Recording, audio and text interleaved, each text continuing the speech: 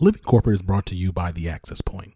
The reality is, this is the largest influx of Black and brown talent corporate America has ever had. And as a result, a variety of talent entering the workforce are first-generation professionals. The other reality? Most of these folks aren't learning what it means to navigate a majority white workplace in their college classes. Enter The Access Point, a live weekly web show within the Living Corporate Network that gives Black and brown college students the real talk they need and likely haven't heard elsewhere. Every week, our hosts and special guests are dropping gems, so don't miss out. Check out The Access Point, airing every Tuesday at 7 p.m. Central Standard on livingcorporate.tv.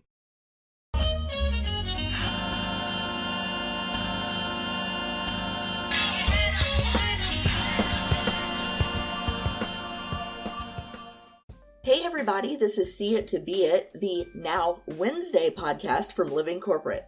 Living Corporate is a digital media network that centers and amplifies Black and brown people at work. My name is Amy C. Wanninger, and I'm the host of See It to Be It. When I was growing up in rural southern Indiana, I didn't know people who went to college or who worked in professional roles. I didn't know what those jobs looked like or how to break into them. But this show isn't about me, it's about my guests.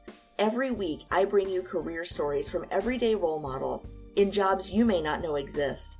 More importantly, the folks I interview share their perspectives as Black and brown professionals in jobs and environments where they may be the only. My guest today is Danielle Tucker. She owns ProfessionalSpeakerWebsites.com, where she helps professional speakers build their brands and positioning themselves for greater success. But before we get to the interview, we are going to tap in with Tristan for some career advice.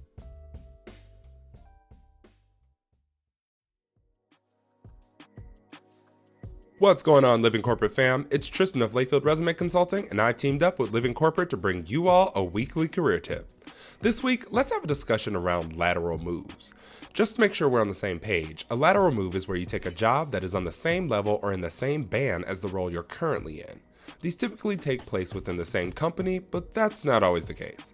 Most people cringe at the thought of lateral moves because there are some pretty big misconceptions out there about them. So join me while we debunk a few of them. So the first one is, I'm not advancing my career. Well, actually, lateral moves give you a greater exposure to the business and therefore more marketability down the road. Gaining an understanding of multiple areas of the company makes you better suited for executive roles. The next myth is, I have to start all over. So, okay, while that is true, your immediate work circle will change, you have an existing network from your old role. Utilize those networking skills to have them introduce you to connects in your new world. Now, the third myth is, I'm going to be making the same amount of money. Now, this isn't 100% inaccurate. Lateral moves typically equal the same level, which equals similar pay. But make sure you do your Googles. Sometimes the market value of your new role is higher than your old role. If that's the case, you can use it to negotiate a bump in salary.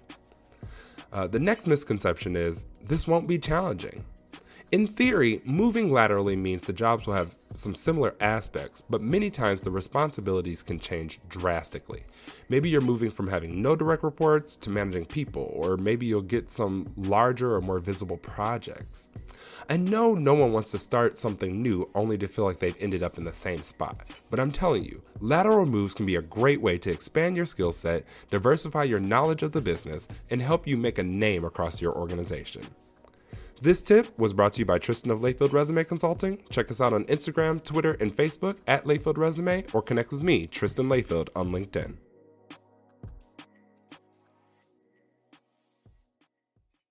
Living Corporate is brought to you by The Leadership Range, a podcast within the Living Corporate Network. Hosted by globally certified and Fortune 500 executive coach and leadership development expert Neil Edwards, The Leadership Range is focused on having real, raw, soulful, and accountable conversations about inclusive leadership, allyship, professional development.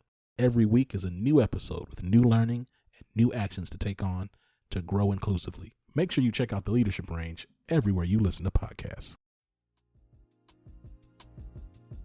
Welcome back to See It to Be It. My guest today is Danielle Tucker. Danielle is the founder of Professional Speaker Websites, a web agency dedicated to empowering speakers, executives, and corporate trainers to elevate their brands so they can attract more of the right clients and secure more speaking opportunities. As the strategist of choice for experts featured in ABC, Fox, Essence, and Black Enterprise, Danielle's simple and refreshing approach of partnering strategy and design empowers speakers to intentionally broadcast their brilliance. And I can already tell just from Danielle's bio that she and I are going to have a follow-up conversation about how we might work together in the future. Welcome to the show, Danielle. Hi, Amy. Thanks so much for having me. So excited for our conversation today.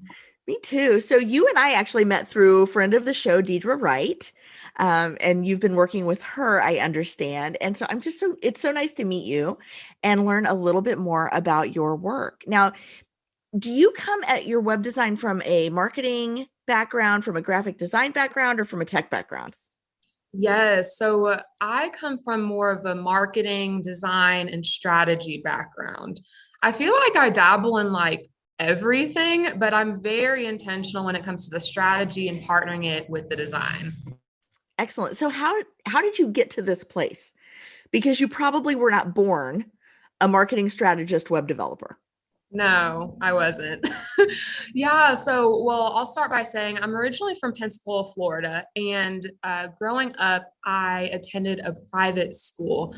So when you think of private school, you automatically think, oh, this person had access to tons of opportunities and it was just made for them. And I found that for me, it was actually the opposite. And being in this private environment, I found that I was one of a few children of color in the classroom. And because of that, I found myself really closing off and hiding my brilliance for the sake of fitting in. And also being in a private school environment, it was also very competitive. So that was not really helping either, already trying to hide my shine and my brilliance. And so because of that, I found that it really affected my confidence. And things really actually turned around when I began to realize that if I'm going to make the biggest impact in the world, if I'm going to impact people and be the best version of myself, I can't be trying to keep everyone else happy and hiding my brilliance for the sake of fitting in. And so that's when everything changed for me.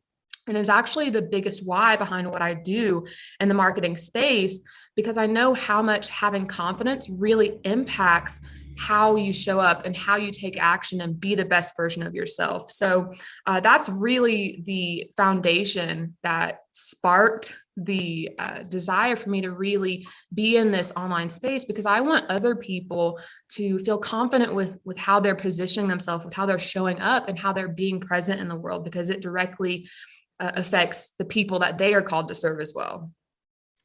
Absolutely. So you could have gone a lot of different directions with this, right? Why this particular niche?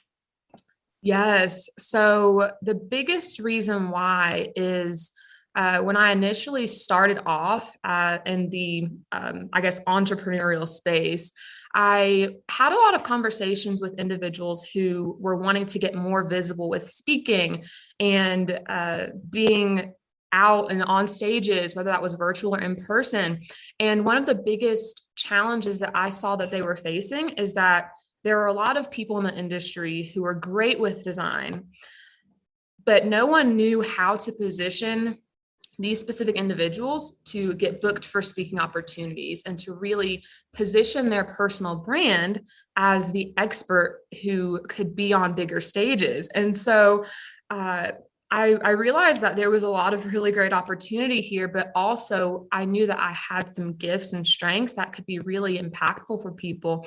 And so instead of just saying, hey, I support, coaches or consultants, I really began to hone in on the problems and the challenges that I was seeing in order to really support people to get the end goal of getting booked for speaking and being on more platforms and things like that. So the speakers that you work with, are they already professional speakers who are looking to level up, or are they people who are maybe experts in their field and want to get into speaking to elevate their kind of their personal brand within their own industries? Yeah, that's a great question. I work with a lot of, I would say both. So I work with professional speakers, but I also work with people who are coaches and consultants who don't even really consider themselves speakers, but they would consider themselves more of a teacher or someone who is wanting to become more visible through speaking so that they can impact more of the people they're called to serve. So I would say it's a good mixture of the both of the people groups. Excellent. I want to go back to this notion of hiding your brilliance and how that affected your confidence. Um, and the reason, this is something that I find in people who are other a lot, right? That we convince ourselves we don't belong. We convince ourselves that so we start to do all of these things, right? To try to belong. And when you said that about hiding your brilliance, it struck me. I remember one time my mom asking me when I was a teenager, she's like, why do you act like you're not as smart as you are? Yeah. And I said, well, and my answer was kind of a smart alecky response at that time. And I said, well, because this is really horrible. This is what I told her. I said, because guys are really dumb. And if they think I'm dumb, I'll know what they're up to. Oh my gosh, brilliant. And she's like, okay, that's fair.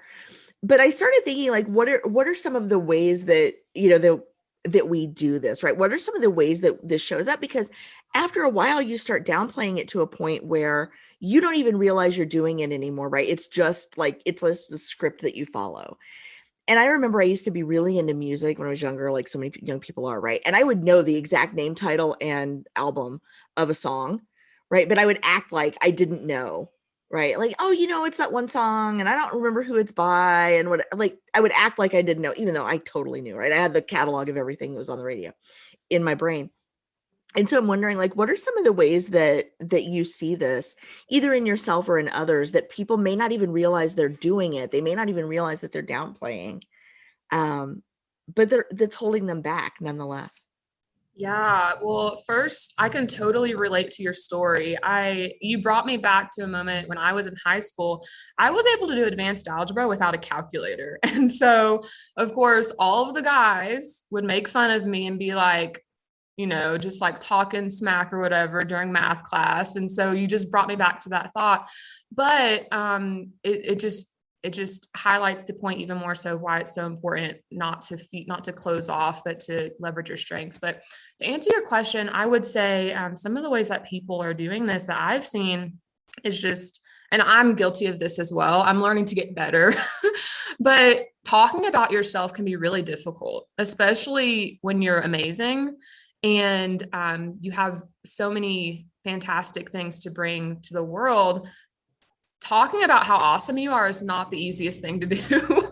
But I find that specifically when it comes to like verbiage or messaging or speaking about yourself, that I think is where a lot of people fall short. And it's not because that they're not brilliant. I think it's because oftentimes we are able to see other strengths and things in other people so easily, but sometimes when it comes to looking at yourself, I don't know why it's just so much more difficult sometimes, but sometimes it really just takes having that person who can see your brilliance and how great you are to pull that out of you, and then from there to start actually owning that and vocally expressing those things about yourself, because it's true, that is who you are, and the things that you have strengths in should be vocally communicated because it could be helpful for other people. Yeah, and I think so many of us too, if we grew up, and I'm speaking specifically to people who are like first generation out of college, first generation professionals. A lot of us, because we grew up in like working class, working middle class, or working poor families, right? We learned this ethos of, don't break your arm patting yourself on the back, right? Don't, like, I can't tell you the number of times I heard that, to the point where, like, when I was a kid, I would go to scratch my back and worry that my arm was going to break because, like, that was just, it was like something that like worked its way into my psyche, right? At a very young age. And there are so many of us who grew up with these messages about, like you don't stand up and say, oh, I'm really smart, I did this, or I'm really great at X, because somebody's going to be there to kind of cut you back down to your knees, right, and put you back in your place, as it were. And I think a lot of that is like like an intergenerational self-protection, right? So if you grow up without a lot of money, like, people don't want you getting these ideas that you're going to have more than you're ever going to have in your life. I know I've talked to a number of people, especially who grew up Black in the South, who, that was a survival mechanism, right? You don't want to get Certainly. quote Yeah. unquote uppity, right? You don't want to talk back, because that, there were very real violent ramifications for, kind of stepping into your own power, stepping into your own space growing up. And so, there was a question in there somewhere that I kind of lost, but it's really hard to uncover that. So how do you work when you work with your clients? How do you kind of tease that out of them? Because they don't have their biggest fan in the room with them, right? They don't have the person who, has the pom-poms and the whistle and it's jumping up and down. How do you get them to kind of to knock down some of those barriers? Yeah, I would say the biggest way is just through genuine conversation, because there's just something about having a conversation with someone that allows you to like, let your guard down and share stories you probably wouldn't have thought to share with people who like you aren't very close to. And so just through making space to have conversations with people, for them to share their heart, share their honest experiences, I think it opens the door to see some really amazing things and experiences that may not have been enjoyable, or that may have been really scary or frustrating, or maybe not even safe in some cases. But I think the cool thing is that on the other side of the stories, you really can see people's resilience. And I think that that place is where you can really pull out the gold and saying like, okay, this happened, but this is where you are now. And this is how this situation made you a lot stronger. And, but just having those conversations, hearing people's stories, and then being able to encourage them and say like, hey, yeah, but this is where you are. And you're so much better because of what happened. That I think is like where I would start, and what I have found to be the most helpful for people. So when you go to design a brand for people, which, I mean, I know you said websites, but your website's your brand, right? At this point, like that's kind of the one piece of your brand you can control, right? Because what people say about you and all of that, like you can influence it, but you don't own it. But as you're building out somebody's website and you're kind of putting their brand statement forward, what are some of the aha moments or some of the transformations that you've seen in doing that work? I've seen people cry. I've seen people not know, like not have the words and just sit in it, because it's the first time that they've heard someone actually say those things about them in a way that they felt like they could receive. So those moments when that happens, oh my goodness, it's just so refreshing. And it makes me really appreciate being able to be that person for them.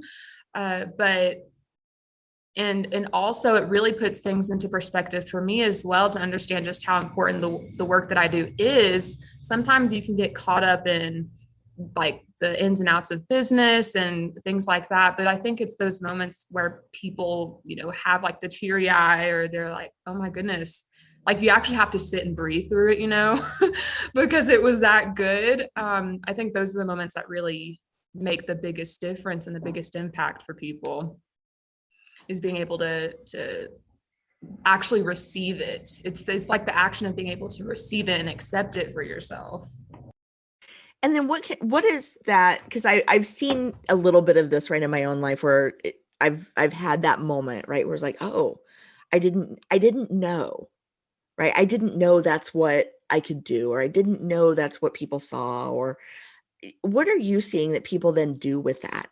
because that's a moment in time, right? That unveiling or that reveal is a moment. But there's like this sort of it's almost like a catapult, right? Because where you launch them is not where they land. So can you talk a little bit about like the after? Yeah. So I would say if I could choose any word, it would be empowerment. And it's kind of, I think I like to compare it to, let's say you have a bank account, you have $1 million in the bank, but you don't know the money's there. So it's just sitting there and not being used because you don't know it's there. But the moment that you know that it's available to you is when you can actually have vision to use what you have. And so when it comes to the after and they have that focus, they have that vision, they act differently. They take actions differently. They see themselves differently. They position themselves for different opportunities, and they have the confidence to actually be in those experiences where, whether it's a stage, whether it's like a virtual conversation, whatever it is, they have more confidence to be able to put themselves in that position. Now, I would say as time goes on, there's this whole concept of like imposter syndrome. I actually don't know if that ever goes away, but there are ways to be able to still have the confidence to take action, even if you are scared or even if you don't feel 100% confident. Knowing having the confidence within yourself and knowing that you can trust yourself, I think is what makes the biggest difference whenever you are taking action and doing those big things or doing something that might have seemed scary to you in the past. You can always trust yourself and know that you're able to take those actions and take those next steps. That is so true. And just the opportunities I think that people will put themselves forward for, right? Because they see themselves in a new light and they see, yes, I'm worthy of that opportunity, right? I love that phrasing of it's like having $1 million in the bank, but you don't know it because you don't know how to invest it. You don't know what kind of swagger you should be carrying, right? You don't know, there's almost this like shoulders back, chest puffed upness, right? About kind of seeing yourself, right? The way your biggest fan would see you. Absolutely. Yeah. And I think having an understanding of how great you are is like a very key part of being able to have the confidence within yourself. I know for me, like this has been like a really big journey for me, with just accepting and understanding my greatness and not shining or not hiding my brilliance for the sake of, playing it down, or even being able to identify and see, am I just trying to play it safe out of, past trauma or bring things in the past or whatever, and even being able to have an eye to see, you know being able to self-evaluate and be mindful of those things. But yeah, it's like a whole thing that I think could be deconstructed, but definitely being able to see the value in yourself is going to empower you to be able to take those next steps and opportunities that are going to be better for you in the long run. Yeah. And, it occurs to me as you're talking that this journey into entrepreneurship, um, just in and of itself, right, is the willingness to feel the fear, do it anyway, right? It's this willingness to accept that there's more that you could be doing. I don't know that I would ever have appreciated, what it takes to make that leap if I hadn't done it myself, because, people say, oh, that's really scary. But you don't know how scary it is until you've done it. So can you talk a little bit about that process and what that's been like for you? Scary.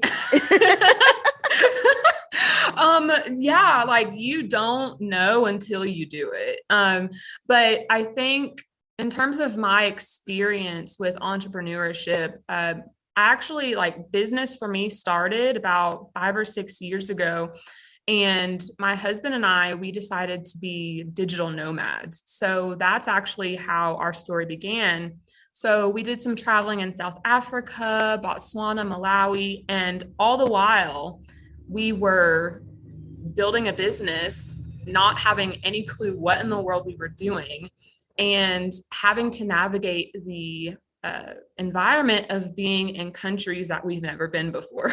So I would say the journey of entrepreneurship in itself is stressful, but for me, when I think about my journey, it's like to a completely different level. Like there were so many different variables at play, but even through the midst of traveling, building a business abroad, one of the things that I would say was most helpful for me was choosing to keep going and choosing to not just sit on it and give up. Now, there were some situations we had there was just no choice. Like you either keep going or you get stranded in another country. But those experiences really helped me to build that muscle of resilience and be able to say like, okay, like if I overcame this past thing, or if I overcame this really big challenge, like what's to say that I can't continue doing something else that's difficult or do another hard thing.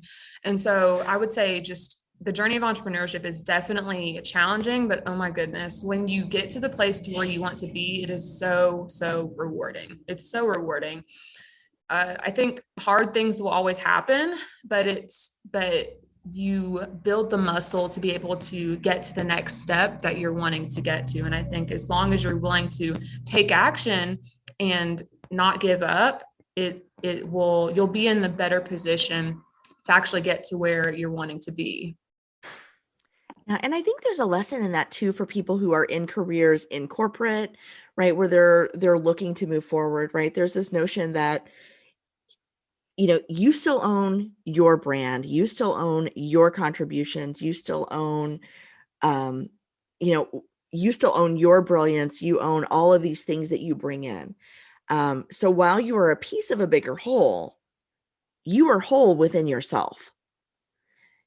And, doing the next hard thing, whether it's, in your career, whether it's standing up for yourself or for someone else, whether it's, sticking your neck out and asking for the promotion, or, cutting ties with with the bad employer so that you can go somewhere else where you're appreciated, right? Those are all things that you have to learn as an entrepreneur.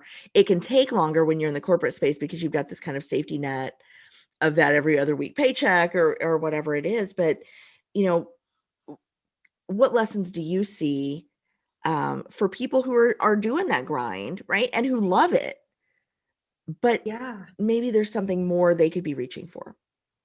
Yeah, I would say continue to be a good steward of where you are. And when I say that, being in the corporate environment, there are so many jewels and strengths and skills that you can continue to cultivate that will further empower you to be a fantastic entrepreneur. I know throughout my journey, I was also within the corporate space because as an entrepreneur, I realized there were things that I just needed to have more skills in, or I needed to have more conversations with people who were in a corporate space and they may have had access to things that I just didn't have at the time. And so I would say anyone who is in that space, who loves it and who wants to continue to grow forward, or who may even be thinking about entrepreneurship in the future, definitely don't undervalue where you are. Take as much advantage of the opportunities that you have with where you're working, with who you're working with, and with the experience and the skills that you're able to gain. Because I'm telling you, those things are absolutely crucial, and they can actually give you a leg up whenever you do enter the entrepreneurial space.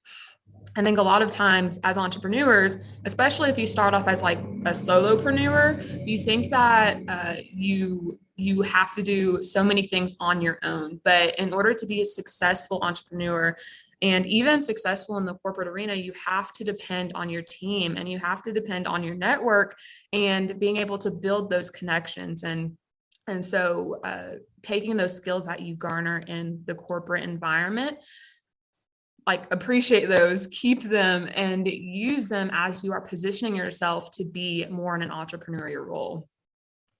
Absolutely. Yeah.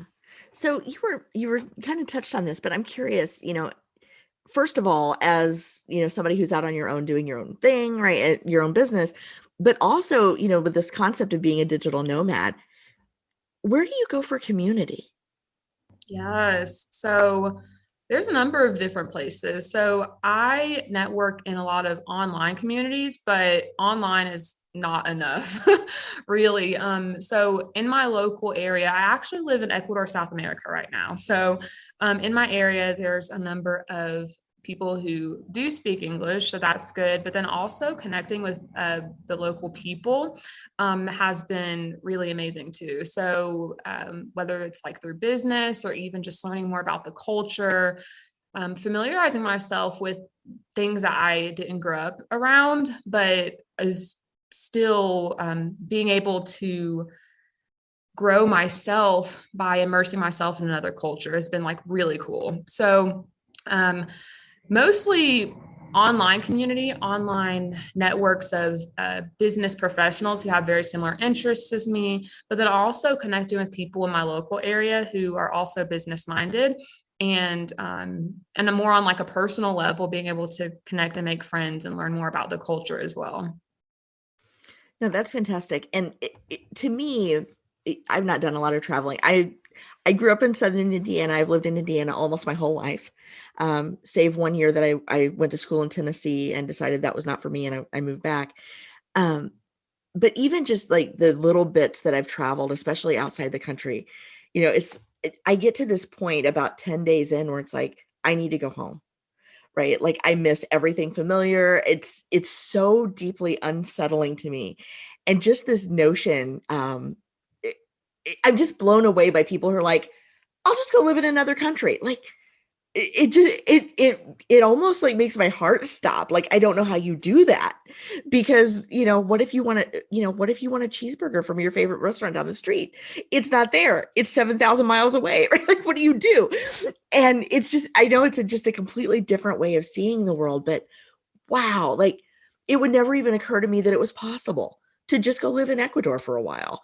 Um, and so I'm curious about that too. Like, how do you navigate that? Do you have like people on the ground that are helping you kind of, figure out like where to stay, or how does that even work?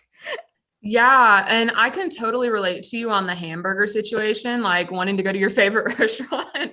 Well, the cool thing is living abroad, there are certain restaurants and things that are international. So like I know here in Ecuador we have KFC, which is like amazing. I know there's like McDonald's, so that's like pretty international too.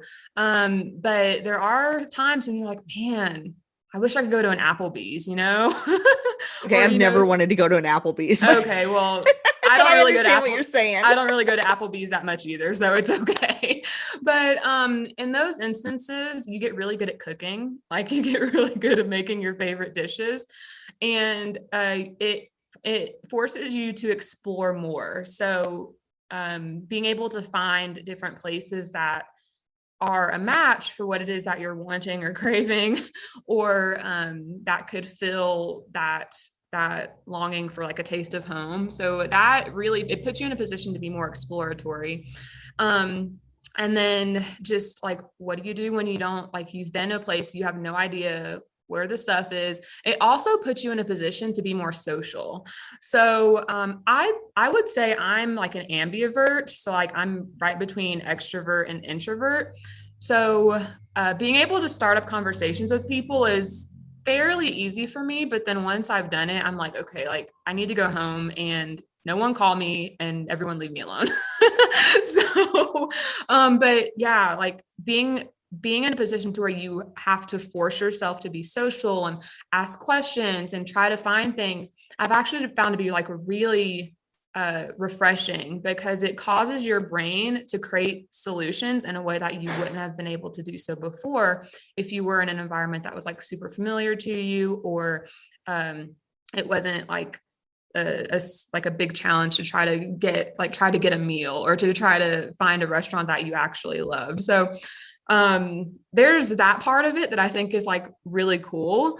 But then also I totally understand and agree that like living abroad is not for everyone. And I know like I've had this conversation with my husband multiple times, to where like we want to go to that restaurant and it's like 8,000 miles away, or however many miles it is. And so It's not for everyone, but I think there definitely are some benefits, and that can be found if you're willing to let yourself be uncomfortable in that type of situation. Yeah. So as somebody who is an introvert, I love being on stage, but I'm an introvert. And this notion of going somewhere where I know no one and having to rely on other people and proactively ask for help. Like, I don't know if you can see it, but like just putting myself in that position, like I've got a tear of just absolute terror trying to empathize with that situation, because it's so far from, like, let me just say It's that being in quarantine was a non-issue for me personally. Like, me sitting in my office for 15 months, just talking to people on Zoom, I'm good. Like, I it's don't want to go heaven. back. It's heaven. Yes. I can relate to you with that. I've thoroughly enjoyed it too. And just this notion of, like having to go somewhere and figure out, okay, where am I going to stay? Where am I going to, where do I get groceries? How do I do this? How does the currency work? How does this work? Like, oh my God, I'm so overwhelmed right now. I'm like, Let's take a deep breath. Let's yeah, we got to bring me back to, but it's fascinating. So like, when you decided to go to Ecuador, did you stay like in a hostel for a while? Did you go to a hotel? Did you know people? Like, how did you even start that process? Yes. So we actually had friends who came before us. So we did have the benefit of that, I will say. And they were the ones who were like, oh, the food is amazing, the culture is great. And here in Ecuador, at the time of this recording, we are also on the US dollar. So the currency change wasn't that like extreme.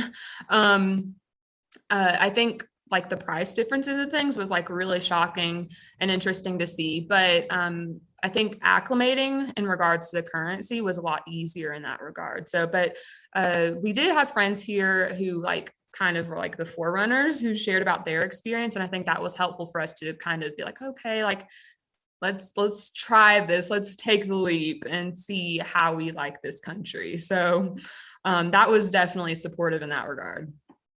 No, that's amazing. And so do you plan on how long you're going to stay, or do you just kind of hang out and then you're like, it's time to go? Yeah, well, we're actually permanent residents here. So I think the first year was like the test phase, like, okay, are we like serious about this? Do we like it here? And I think also our previous year or so of living in Africa with South Africa, Botswana, Malawi, that was also kind of eased us into being location dependent. So by the time we got to Ecuador, it was like, do we like the culture? Do we like the food? Because if the food isn't good, like, no, we're not staying. But do we like just the environment? And also, is it supportive for working remotely? I know working remotely has been like a big thing for a lot of people over the past year. And so that was like a really big deciding factor, as well as, is it supportive for actually working remotely and being able to do the things that we need to do within business? It's fascinating that, just the process that you have gone through. Now, do you, if I may ask, do you and your husband work together, or are you kind of coexisting, but in separate kind of lines of work? Yeah, we work together. So over the course of the journey, though, we definitely, it was interesting. Like, you have to find your groove. I know we were both working in like a corporate remote location type of work, doing different things at one point. At other points, I was working in the business. He was doing another venture with entrepreneurship. But at this point, we are both working together with our business. He's more along the lines of like Google Analytics systems, and I appreciate those things as well. But I think my strengths lie more in like the design and strategy and things like that. So it came to a point of like being in the corporate environment remotely, but finding those skills and strengths and then coming back and being like, okay, like how can we partner what we love and what we're good at together to further grow in business? That is awesome. And I know there are a lot of married couples or people who are part of married couples right now listening to this going, no way, never. And then there are probably at least as many people going, oh, that would be really cool. Right. To work It's together toward that kind of yeah. goal. It's definitely like, I mean, there's some moments where it's like a challenge for sure. But again, like it requires you to step up and be like, okay, am I going to accept this challenge, or am I just going to run the other direction? And I think being able to um, being able to see a situation and realize, okay, like what's the end outcome that we want? How can we get to where we want to be? And what is required to get there, required in terms of our actions, our thought process, our communication. I think being able to identify those things and then communicate it. I mean, even if you think about it from like a team standpoint, if it's not your spouse and you're working with a team member, like you still have to be able to know what the end goal is, know how to communicate it, and then have an action plan to make it a reality. And so taking that same concept and being like having meaningful, intentional conversations, I think was like absolutely crucial to even be able to make this work at all. So there are definitely some challenges, but once you figure out a groove, it's so rewarding. Danielle, I'm so glad that you're doing this work. I'm so glad that you are living this life fully in the way that you want to live it, that you are, that you've kind of shed all these notions of who you're supposed to be to fit in, and you're just paving your own way. Thank you for that. And thank you for the example that you're setting for people. I'm so glad to know you. Thank you. That makes me feel so good. I appreciate you saying that and pulling that gold out of me as well. And I really do hope that my story can encourage and inspire a lot of people too, whether you're in the corporate environment and you're thinking about pursuing that next level position, or if you do want to do entrepreneurship and you're thinking, okay, like, do I really want to do this? Like, it's a heart desire, but you're scared. I'm grateful to you for sharing your gratitude, because my heart is, I want to continue to encourage people that you can do hard things, and you can position yourself to live a life that's going to be fulfilling for you. And so I'm just really excited and hope that our conversation today encourages a lot of people too. Yeah. And so for folks who are ready to do the next hard thing, who are ready to see just exactly how amazing they are and put that brand out in the world, how can they connect with you? Yeah. So if you want to connect with me, I highly encourage you, send me a direct message on social media. You can find me on Instagram at Professional Speaker Websites with an S at the end. I'm also on LinkedIn. If you want to search Danielle Tucker, you'll find me on LinkedIn. I'd love to connect with you. And then also my website. So professionalspeakerwebsites.com is where you can go. I have some free resources on there for anyone who's thinking about starting that rebranding process and really wants to position themselves as that thought leader and that expert that they are. You can download some free resources on the website as well. Excellent. Thank you so much, Danielle. I look forward to checking in with you in the future and finding out how things are going and where you're headed next. Absolutely. Me too. And thank you so much for having me, Amy. Living Corporate is brought to you by The Break Room. Have you ever felt burnt out, depressed, or otherwise exhausted by being one of the onlys at work? You know what I'm talking about. Hosted by Black psychologists, psychiatrists, and PhDs, The Break Room is a live weekly web show in the Living Corporate Network that discusses mental health, wellness, and healing for Black folks at work.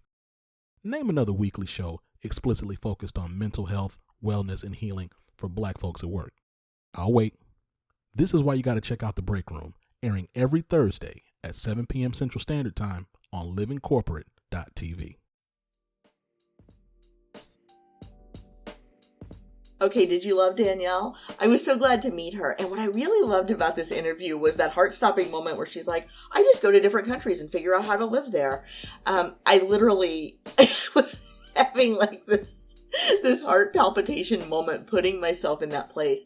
But I think it's so instructive that she just lives this life where she's just unafraid to go try new things.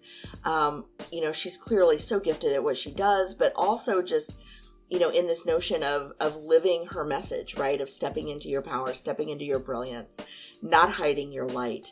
And I learned a lot from her today, and I have a feeling I'm going to learn a lot more from her in the future. If you enjoyed this episode, don't forget to subscribe to Living Corporate and share us with your friends and colleagues. And you can really help us out by leaving us a 6-star review wherever you get your podcasts. Now, maybe you're new here and you're thinking, Amy, there are only 5 stars. Okay, give us all those stars. But then go the next step by leaving just a couple of sentences in your own words, telling us what you liked about the episode or the series. Don't forget to visit living-corporate.com to learn more about our other podcasts, videos, web shows, and more. See It to Be It is brought to you in part by Lead at Any Level, a certified woman and LGBTQ-owned business dedicated to helping organizations turn their reclusive nerds into inclusive leaders.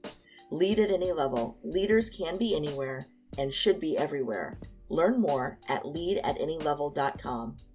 That's it for this episode of See It to Be It. This is Amy C. Waninger, and I'll see you next week.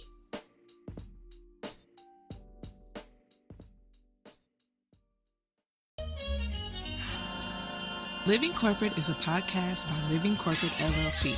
Our logo was designed by David Dawkins. Our theme music was produced by Ken Brown. Additional music production by Antoine Franklin for Musical Elevation. Post-production is handled by Jeremy Jackson. Got a topic suggestion? Email us at livingcorporatepodcast@gmail.com. You can find us online on Twitter, Facebook, Instagram, and living-corporate.com. Thanks for listening. Stay tuned.